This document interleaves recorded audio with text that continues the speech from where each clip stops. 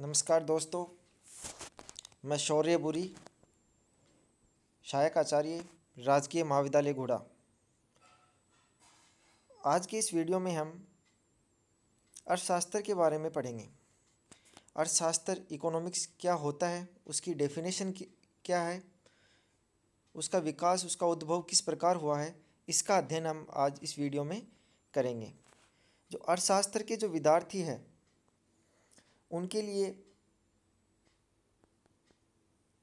थोड़ा सा मैं जनरल सिलेबस के बारे में अगर स्टडी की बात करें तो बीए प्रथम में अर्थशास्त्र में 2 पेपर चलते हैं अपने। फर्स्ट जो चलता है उसे कहते हैं माइक्रो इकोनॉमिक्स, व्यष्टि अर्थशास्त्र, और दूसरा जो चलता है वो चलती है भारतीय अर्थव्यवस्था, भारतीय अर्थव्यवस्था। अब इन भारतीय अर्थव्यवस्था या माइक्रो इकोनॉमिक्स पढ़ने से पहले अपने को ये पता होना चाहिए कि इकोनॉमिक्स क्या होता है, इसका उद्भव कैसे हुआ, इसके फादर कौन है, इसके जनक कौन है। इसका आइडिया हम इस वीडियो में, इसका विस्तृत चर्चा हम इस वीडियो में करेंगे। अर्थशास्त्र का अर्थ। अर्थशास्त्र एक सामाजिक विज्ञान है, एक सोशल साइंस है जो मानव व्यवहार का अध्ययन करता है। अर्थशास्त्र सामाजिक विज्ञान की वह शाखा है जिसके अंतर्गत वस्तुओं व सेवाओं के उत्पादन, विनिमय, वितरण व उपभोग का अध्ययन किया जाता है। अब हम जनरल टर्म्स और कंडीशन देखें कि उत्पादन क्या होता है। तो किसी भी वस्तु का निर्माण करना, किसी भी वस्तु या सेवा का निर्माण करना ही क्या कहलाता है? उत्पादन। विनिमय का मतलब होता है लेन देन। हम एक दुकानदार के पास जाते हैं, उसको रुपए देते हैं, बदले में वो अपने को वस्तु या सेवाएं देता है, तो वो कहलाता है विनिमय। अब कुछ बच्चे जो फर्स्ट ईयर के हैं उनको ये भी आइडिया होना चाहिए कि वस्तु और सेवाओं में क्या डिफरेंस होता है। वस्तु किसे कहेंगे और सेवा किसे कहेंगे? वस्तु को इंग्लिश में कहते हैं गुड्स और सेवाओं को कहते हैं सर्विसेज।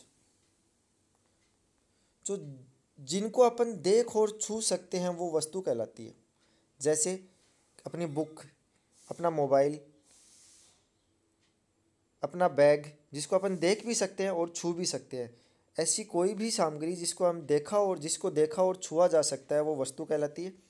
सेवा, इसको हम छू नहीं सकते, केवल ना तो देख सकते हैं ना ही इसे छू सकते हैं, केवल हम फील कर सकते हैं। फॉर एग्जाम्पल, एक अध्यापक का कार्य होता है अध्यापन करवाना, तो अध्यापन एक सेवा है। अध्यापन को हम देख नहीं सकते, छू नहीं सकते। इसी प्रकार बैंकिंग भी एक सेवा है। बैंक में कार्य होते हैं। यात्रा भी एक प्रकार की सेवा है। स्वास्थ्य एक प्रकार की सेवा है। इनको हम देख और छू नहीं सकते हैं। वितरण और उपभोग, उपभोग होता है कंजप्शन। उपभोग का मतलब होता है कंजप्शन। उपभोग होता क्या है? किसी भी वस्तु या सेवा का प्रयोग करना ही उपभोग कहलाता है। जैसे हमने एक रोटी का यूज़ किया, उसको खाया, तो हमने एक रोटी का उपभोग किया है। हम पेन का यूज़ कर रहे हैं तो हमने पेन का उपभोग किया है। हम मोबाइल का यूज़ कर रहे हैं तो हमने मोबाइल का क्या किया है? उपभोग किया है। और वितरण क्या होता है? वितरण होता है, अर्थशास्त्र में जनरली हम पढ़ेंगे, जो अपने BA first year, second year और थर्ड ईयर तीनों में काम आएगा। साधन। साधन क्या होते हैं? उत्पादन के साधन क्या होते हैं? तो अर्थशास्त्र में उत्पादन के जनरली 4 साधन माने जाते हैं, सामान्यतः है। पहला जो साधन है जिससे अपन उत्पादन कर सकते हैं, तो सबसे पहले अपने को आवश्यकता होती है श्रमिकों की, श्रम, जिसे हम मजदूर कहते हैं। दूसरी हमें आवश्यकता होती है पूंजी या धन। तीसरा हमें आवश्यकता होती है भूमि। और लास्ट जो होता है वो होता है उद्यमी। ये क्या होते हैं? उत्पादन के साधन। कौन कौन से बताए मैंने? श्रम, पूंजी, भूमि और उद्यमी। इन सब को मिला के हम किसी भी वस्तु और सेवा का उत्पादन कर सकते हैं। तो ये क्या है? उत्पादन के साधन हैं। कौन कौन से हैं? श्रमिक, भूमि, पूंजी और उद्यमी। फॉर एग्जाम्पल के लिए हम अपन देखें कि अगर हमें एक फैक्ट्री का निर्माण करना है तो फैक्ट्री के लिए सबसे पहले किसकी आवश्यकता होगी? भूमि की आवश्यकता होगी, उसके बाद श्रमिकों की आवश्यकता होगी और पूंजी की आवश्यकता होगी। इन तीनों को मिला के हम क्या कर सकते हैं? एक फैक्ट्री का निर्माण कर सकते हैं। तो यहाँ देखते हैं सामाजिक विज्ञान की वह शाखा है जिसमें वस्तु और सेवाओं का उत्पादन कर सकते हैं, विनिमय कर सकते हैं, वितरण कर सकते हैं और उपभोग किया जा सकता है। इन सब का अध्ययन हम अर्थशास्त्र के अंतर्गत करते हैं। और एक जनरल सी बात करें, अर्थशास्त्र का अगर संधि विच्छेद करें तो दो भागों में बटेगा, अर्थ प्लस शास्त्र। अर्थ का मतलब होता है धन, मनी, पैसा। शास्त्र का मतलब होता है अध्ययन, अर्थात अर्थशास्त्र किसे बताता है? धन के अध्ययन को अर्थशास्त्र कहा जाता है। ये एक बेसिक सी परिभाषा है। धन के अध्ययन के शास्त्र को अर्थशास्त्र कहते हैं। अब जो इकोनॉमिक्स वर्ड है, इंग्लिश में इसे कहते हैं ECONOMICS, इकोनॉमिक्स। ये जो वर्ड है वो ग्रीक वर्ड से बना हुआ है और उस ग्रीक वर्ड का मतलब है ओइकोनोमिस, ओइकोस प्लस नोमिया, ओइकोस प्लस नोमिया, ओइकोसनोमिया, जिसका अर्थ होता है परिवार का नियम, हाउस होल्ड मैनेजमेंट। जिस प्रकार रसोई के अंदर एक गृहिणी अपनी एक सीमित आय से पूरे परिवार की असीमित आवश्यकताओं की पूर्ति करती है। अपने को ये पता है अपनी आवश्यकताएं असीमित है, अपने को सब कुछ चाहिए, रोटी भी चाहिए, कपड़ा भी चाहिए, मकान भी चाहिए, एसी भी चाहिए, फ्रिज भी चाहिए। ये अपनी सब क्या है? आवश्यकताएं हैं। अपनी आवश्यकताएं क्या होती है? अनलिमिटेड, असीमित होती है। लेकिन एक गृहिणी जो होती है वो रसोई के अंदर अगर बात करें हम, तो वो एक परिवार या एक रसोई के अंदर एक परिवार की एक सीमित आय होती है। मान लो एक परिवार की आय 10,000 रुपये है और उसकी आवश्यकताएं असीमित होती है, तो वो गृहिणी उस सीमित आय से असीमित आवश्यकताओं की पूर्ति किस प्रकार करती है, उसे हम कहते हैं परिवार का नियम या हाउस होल्ड मैनेजमेंट। और उसी प्रकार अगर हम पूरे घर की बात ना करके पूरे देश की बात करें, पूरी अर्थव्यवस्था की बात करें, तो अर्थशास्त्र सीमित साधनों से, यहाँ तो सीमित आय थी केवल, और यहाँ क्या आ गया? सीमित साधन। साधन कौन कौन से जो अभी हमने बात की है? पूंजी, भूमि, श्रम और उद्यमी। सीमित साधनों से असीमित आवश्यकताओं को पूरा करने का अध्ययन करता है। तो बस इतना सा फर्क है। एक घर के अंदर तो एक गृहिणी कार्य करती है, क्या कार्य करती है? सीमित आय से असीमित आवश्यकताओं की पूरी करती है। और अर्थशास्त्र में क्या होता है? पूरी अर्थव्यवस्था की बात करते हैं, वहाँ सीमित साधन है, पूंजी, भूमि, श्रमिक, प्राकृतिक साधन, सब क्या है? सीमित है, लेकिन आवश्यकताएं क्या है? असीमित है। तो उसको पूरा किस प्रकार किया जाता है, इसका अध्ययन हम किस में करते हैं? इकोनॉमिक्स में करते हैं। अगली नेक्स्ट जो परिभाषा है वो है, अर्थशास्त्र उन मानवीय व्यवहार का विज्ञान है जिसका संबंध सीमित साधन, मैंने बताया है, भूमि है, पूंजी है, श्रम है, उद्यमी है, प्राकृतिक साधन है, ये सब क्या है? सीमित है, बहुत ज़्यादा नहीं है। सीमित साधनों का बंटवारा इस ढंग से करना है जिससे उपभोक्ता को, उपभोक्ता किसे कहेंगे? देखो, एक होता है उत्पादन, अभी मैंने बताया था, एक होता है उपभोग।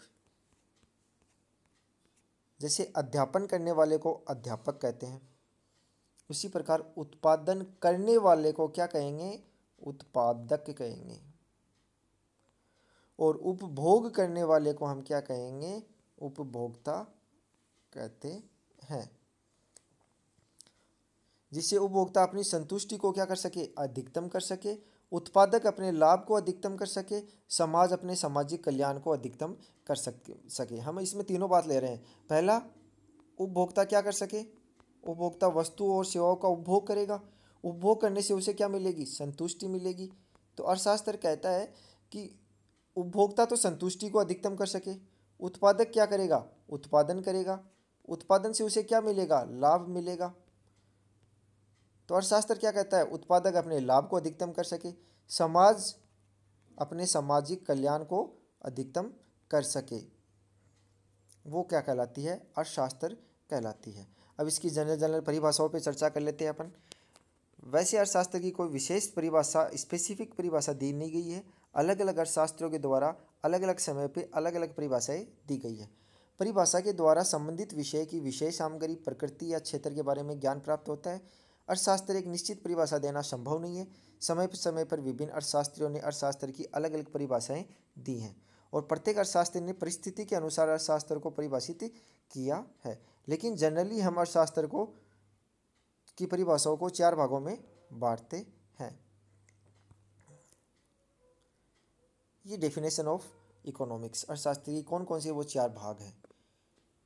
तो यहाँ अपने को याद रखना होगा, Adam Smith, Alfred Marshall, John Robins और सैमुअलसन, इन चारों ने अर्थशास्त्र की अलग अलग परिभाषाएं दी हैं। अब देखो, एडम स्मिथ जो है उसे अर्थशास्त्र का फादर, अर्थशास्त्र का जनक कहा जाता है।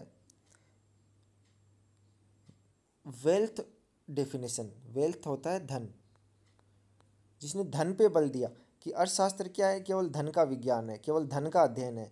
अर्थशास्त्र का मुख्य उद्देश्य क्या है, धन अर्जित करना है, पैसे कमाना है। वो कौन थे, एडम स्मिथ थे। फिर वेलफेयर, वेलफेयर का मतलब होता है कल्याण, जिसने मानव कल्याण पे बल दिया वो है अल्फ्रेड मार्शल। उसके बाद है सेक्रिसिटी, सेक्रिसिटी होती है दुर्बलता या कमी या अभाव, जिसने अभाव पे बल दिया वो है रॉबिन्सन। और नेक्स्ट है डेवलपमेंट, जिसने विकास या वृद्धि पे बल दिया वो कौन से हैं, सैमुअलसन। इसकी विस्तार से चर्चा अपन आगे करेंगे। अब फर्स्ट करते हैं वेल्थ डेफिनेशन, धन प्रधान परिभाषा, अर्थात धन पे जिसने बल दिया था कौन थे वो, एडम स्मिथ, जिसे father of economics, very important, अर्थशास्त्र के पितामह है या अर्थशास्त्र के जनक इनको कहा जाता है। इनकी पुस्तक ये बहुत इंपॉर्टेंट है, इसको नोट कर लेना, इसको याद कर लेना। An inquiry into the nature and causes of the wealth of nation, इसको शॉर्ट में हम एक नाम बोलते हैं वेल्थ ऑफ नेशंस। 1776 में अपनी ये पुस्तक इन्होंने आपने लिखी थी। पुस्तक का नाम है राष्ट्रों का धन, राष्ट्रों का धन, वेल्थ ऑफ नेशंस। और इस पुस्तक का पूरा नाम ये है, an inquiry into the nature and the causes of the wealth of nation, और शॉर्ट में इसे बोलते हैं वेल्थ ऑफ नेशंस, राष्ट्रों का धन। इन्होंने क्या बताया था कि अर्थशास्त्र क्या है, एक धन का विज्ञान है और मानव की आर्थिक क्रियाओं का अंतिम उद्देश्य, मानव का एक ही उद्देश्य है क्या, पैसे कमाना, धन उपार्जन करना, कि ज़्यादा से ज़्यादा कैसे भी करके ज़्यादा से ज़्यादा पैसा कमाओ, केवल धन पे बल दिया था किसने, एडम स्मिथ ने। उसके बाद आए मार्शल, मार्शल ने मानव कल्याण की बात की।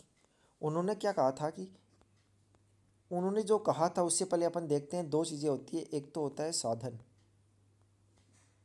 एक होता है साध्य।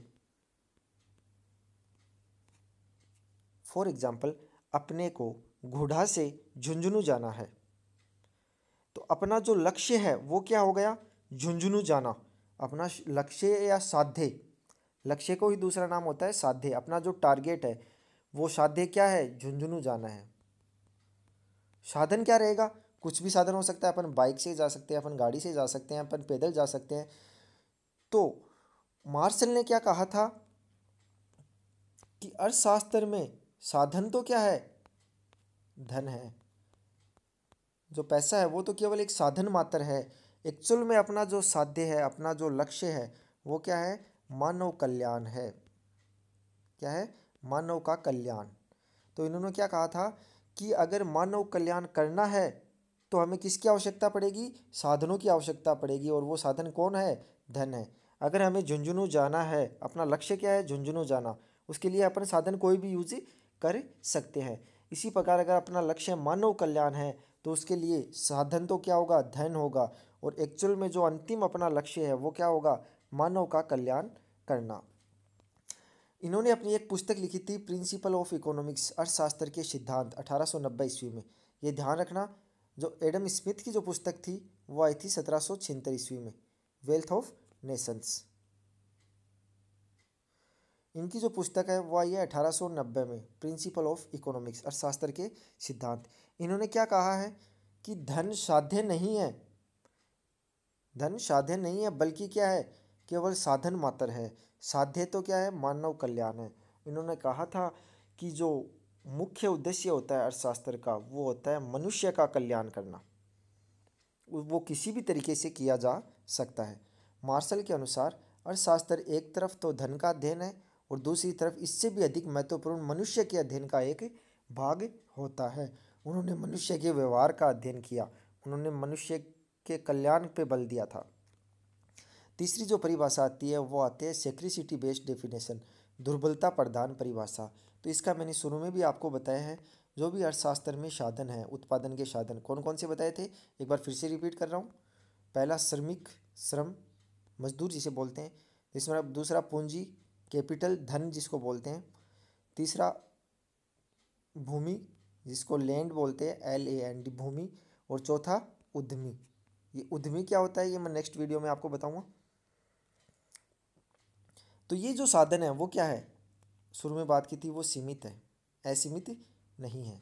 और अपनी आवश्यकताएं जो हैं वो असीमित है, क्योंकि मनुष्य की बहुत ज़्यादा आवश्यकता होती है। जैसे उसे रोटी भी चाहिए, कपड़ा भी चाहिए, मकान भी चाहिए, गाड़ी भी चाहिए, घर भी चाहिए, बंगला भी चाहिए, मतलब आवश्यकताएं अनलिमिटेड है, उनकी कोई सीमा नहीं है। लेकिन अपने पास जो साधन है वो क्या है, सीमित है। तो सीमित साधनों से असीमित आवश्यकताओं की पूर्ति किस प्रकार करेगा, इसका अध्ययन हम अर्थशास्त्र में करते हैं।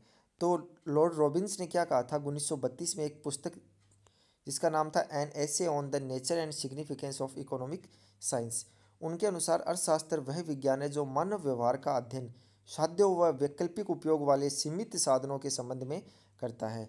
कि जो भी मानव व्यवहार के जो साध्य हैं, जो लक्ष्य हैं, या जो उनके वैकल्पिक उन लक्ष्यों का, और तथा जो साधन सीमित है, भूमि है, पूंजी है, श्रम है, वो सीमित साधन है, लेकिन उनके उपयोग तो अलग अलग जगह हो रहे हैं। फॉर एग्जाम्पल आपको बताऊं, वैकल्पिक उपयोग का मतलब यहाँ क्या हुआ, मान लो भूमि है और पूंजी है और श्रम, इनका उपयोग कहाँ होता है, इनका उपयोग साबुन की फैक्ट्री में भी कर सकते हैं, इनका उपयोग कपड़े के उत्पादन में भी कर सकते हैं, इनका उपयोग सीमेंट के उत्पादन में भी कर सकते हैं। साधन तो क्या है, सीमित है। इनके उपयोग क्या है, वैकल्पिक है, बहुत सारे उपयोग है, अलग अलग उद्योगों में इनका उपयोग हो सकता है। तो ये बोलते हैं कि मानव व्यवहार का अध्ययन साध्यों और वैकल्पिक उपयोग वाले सीमित साधनों के संबंध में करता है। इन्होंने बताया कि आवश्यकताएं क्या है, असीमित है या अनंत है, और साधन या संसाधन क्या है, सीमित होते हैं। तो साधनों के क्या होते हैं, वैकल्पिक उपयोग होते हैं। मैंने बताया है कि अलग अलग उद्योगों में अलग अलग साधन यूज हो सकते हैं, इसलिए किसकी समस्या उत्पन्न होती है, चयन की समस्या उत्पन्न होती है। हम चयन करते हैं कि किस किस उद्योग में कितना साधन यूज होना चाहिए। तो ये दुर्बलता बेस्ड परिभाषा लॉर्ड रॉबिन्स ने दी थी। और लास्ट जो परिभाषा है वो है विकास आधारित या आधुनिक परिभाषा, जिसको अपन बोलते हैं, पॉल सैमुअल्सन ने 1948 में दी थी। इन्होंने क्या था कहा था कि सैमुअल्सन ने अर्थशास्त्र को विकास का शास्त्र कहा था, साइंस ऑफ ग्रोथ। आर्थिक समस्या केवल दिए हुए सीमित साधनों में वितरण या आवंटन की नहीं है, बल्कि साधनों में विकास और वृद्धि की है। इन्होंने बताया था जो समस्या है वो ये नहीं है कि साधन सीमित है, उनका आवंटन किस प्रकार करेंगे, विभिन्न उद्योगों में उनका वितरण किस प्रकार करेंगे, इसकी कोई समस्या नहीं है। उन्होंने बताया तो साधनों के विकास की है, वो मेन समस्या होती है। अब यहाँ अगर विकास की बात चली है तो मैं आपको एक बात बता देता हूँ। एक तो होता है विकास, एक होता है वृद्धि। इन दोनों में डिफरेंस क्या होता है, विकास को इंग्लिश में बोलते हैं डेवलपमेंट, वृद्धि को बोलते हैं ग्रोथ। वैसे अपने ये BA भाग तृतीय का टॉपिक है, लेकिन थोड़ा सा क्लियर कर देता हूँ यहाँ। विकास का मतलब क्या होता है और वृद्धि का मतलब क्या होता है। अब देखना, हम एक जनरल बात करते हैं। एक होता है मानव और एक है पेड़। अपन क्या कहेंगे, मानव का क्या हो रहा है, विकास या वृद्धि। तो मानव का तो हमेशा क्या होता है, विकास होता है। पेड़ का अपन ये थोड़ी कहते हैं कि जनरली एक पेड़ है, उसकी उस पेड़ में विकास हो रहा है, नहीं, पेड़ की क्या होती है, हमेशा वृद्धि होती है। तो इसमें समझना, पेड़ एक ऐसा है जिसमें वृद्धि होती है। इसका मतलब पेड़ में केवल और केवल उसकी संरचना में परिवर्तन हो रहा है, केवल वो आकार, यहाँ पर बोल कर सकते हैं साइज में बढ़ रहा है। लेकिन मानव है वो साइज में भी बढ़ रहा है, एक बच्चा होता है, बच्चे से एक बड़ा मनुष्य बनता है, तो उसकी आकार तो बढ़ ही रहा है, साथ साथ उसका क्या हो रहा है, बौद्धिक विकास, बुद्धि का भी विकास हो रहा है। तो यही फ़र्क है विकास और वृद्धि में। वृद्धि में क्या होता है, केवल और केवल साइज बढ़ती है, अर्थात केवल और केवल आकार, क्वांटिटी जिसको बोलते हैं, क्वांटिटी अर्थात क्वालिटी नहीं है। दो चीज़ें होती है, क्वांटिटी मतलब मात्रा, केवल क्वांटिटी बढ़ती है, विकास पादप का वृद्धि हो रही है या पेड़ में वृद्धि हो रही है, वो बढ़ता ही जा रहा है, मतलब उसकी मात्रा बढ़ती जा रही है, उसकी साइज बढ़ती जा रही है। लेकिन वृद्धि में क्या होता है, क्वांटिटी के साथ साथ मात्रा तो बढ़ती बढ़ती है, साथ साथ क्या बढ़ती है, क्वालिटी भी बढ़ती है, उसके गुणों में भी क्या होता है, विकास होता है। तो जहाँ क्वांटिटी और क्वालिटी दोनों मिल जाते हैं वहाँ क्या होता है, विकास होता है। और वहाँ जहाँ केवल साइज बढ़ती है, केवल क्वांटिटी बढ़ती है, वहाँ क्या होती है, वृद्धि होती है। अब नेक्स्ट वीडियो में पढ़ेंगे कि अर्थशास्त्र के दो भाग होते हैं, एक माइक्रो इकोनॉमिक्स, एक होता है मैक्रो इकोनॉमिक्स। वो दोनों क्या होते हैं, उनका उद्भव किस प्रकार होता है, इनका अध्ययन हम नेक्स्ट वीडियो में करेंगे। Thank you.